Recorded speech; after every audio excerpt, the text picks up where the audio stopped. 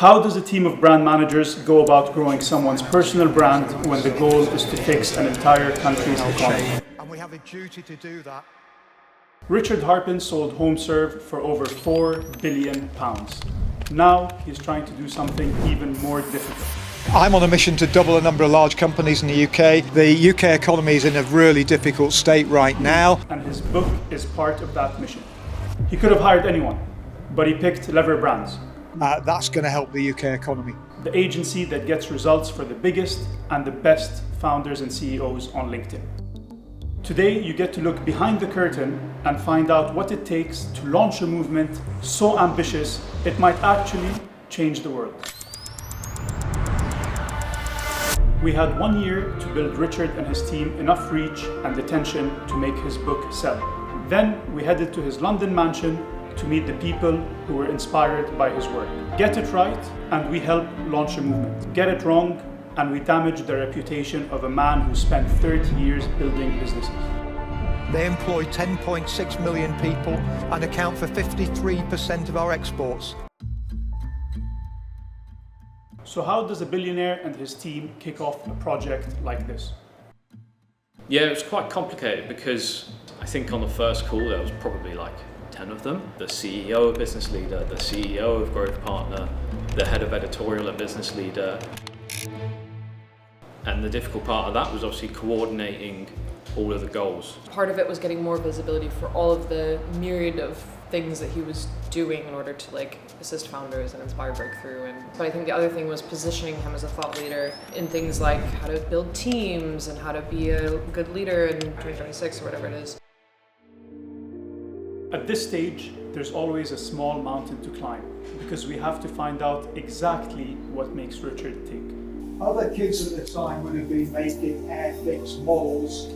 I wanted to make something that made money. There was a lot of juggling plates, and we sort of had to agree on like a North Star of success, basically, which changed as we went along with our relationship with them.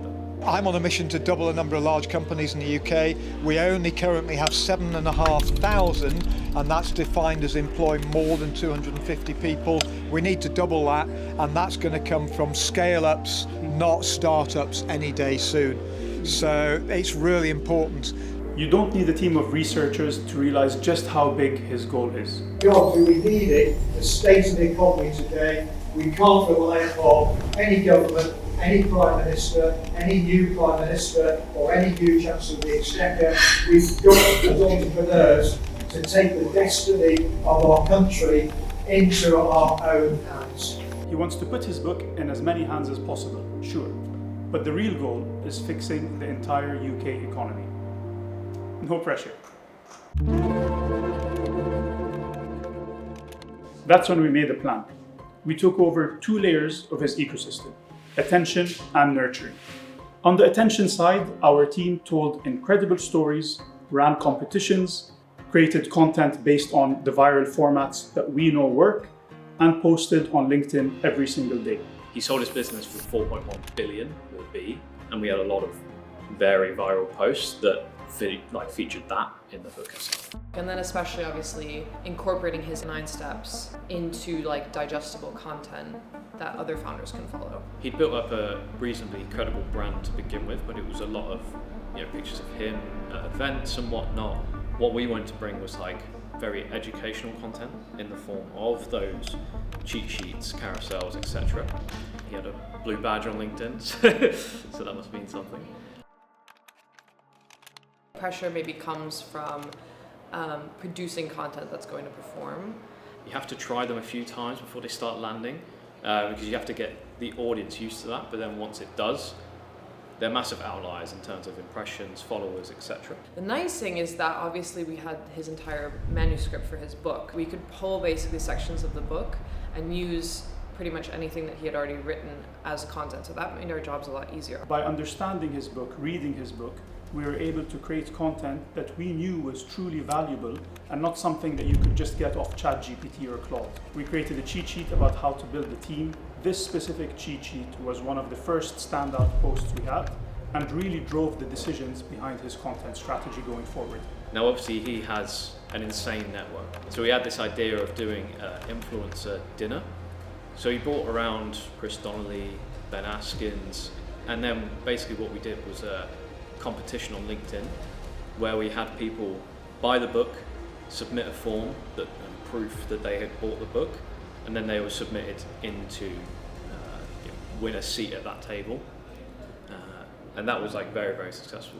We managed to sell probably thousands of books like just through that competition alone.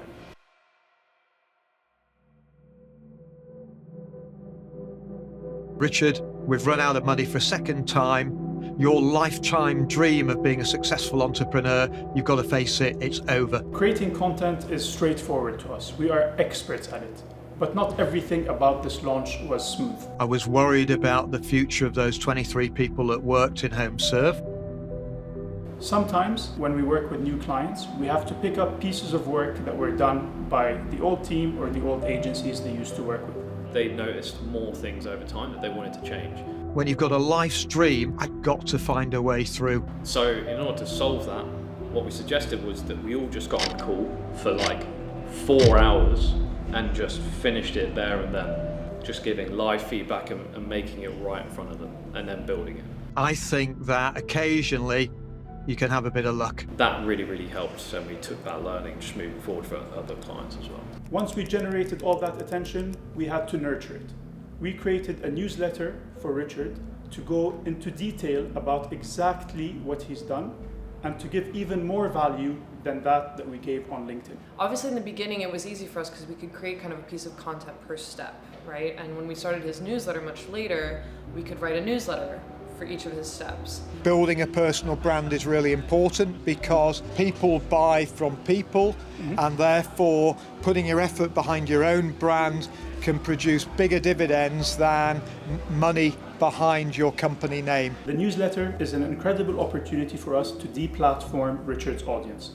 That means we take them off the social media platforms and into an email list where he can continue to provide so much value until they are ready to learn more or buy from him. We launched that somewhere towards the start of this year, and that's purely through organic content, nothing on paid ads yet. He has such an incredible story and a whole book. Some of these stories just told themselves. So it was finally here, event day. Hit it like this. So when I say hi to Harpin, who's that nice money chap? Here's $1 billion. I mean, I always get a little bit nervous before these events. I think it's like networking is not my favorite thing in the world. What's happening, Tom?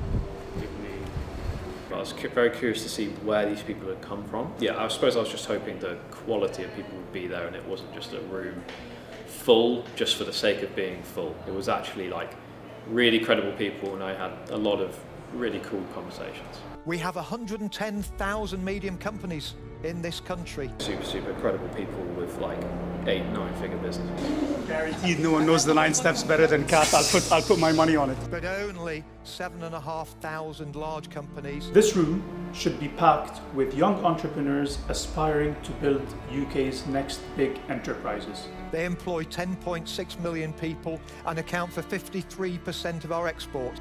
And we got it absolutely right. We started with this account when he was at 19,000 followers, and a year on we've hit 75,000. We looked back at some of the viral campaigns that we built for Richard.